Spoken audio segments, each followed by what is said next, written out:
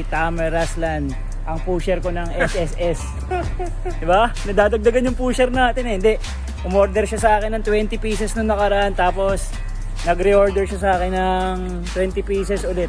Yan o, 20 pieces yan. Mabilisang handoff lang yan. Diba? Mabilisang handoff lang yan sa mga G. Bakit mo binibenta yan? Bakit mo muna binibenta? Siyempre, simula na natikman kong alam kong hindi mapapahiya sa iba to. Yun. Solid. Solid yan, solid. Yan o. Oh. 26.